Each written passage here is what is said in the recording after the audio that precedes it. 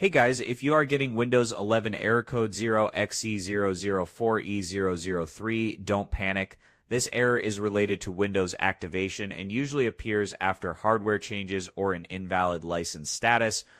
You will often see this error when trying to activate Windows.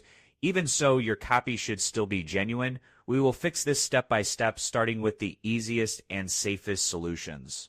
First, make sure you are connected to the internet and temporarily disable any VPN or proxy. Now press the Windows key, type CMD, right-click Command Prompt, and choose Run as Administrator. Type slmgr/A2 and press Enter to force Windows to activate again. Wait a few seconds and check if activation completes successfully. If your license is linked to a Microsoft account, sign in with that account.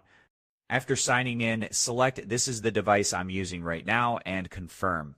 If activation still fails, open Command Prompt as Administrator again, type slmgr/IPK followed by your genuine Windows 11 product key, then press Enter. Once the key is installed, type slmgr/A2 and press Enter again. If you recently changed hardware like your motherboard or CPU, this step is critical for reactivation. Now restart your computer and check the activation status again. If you're still getting the same error, temporarily disable any third-party antivirus software and try activating once more.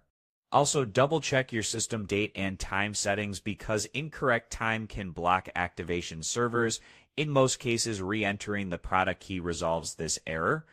If this video helped you, hit like, subscribe for more Windows 11 fixes, and I'll see you in the next one.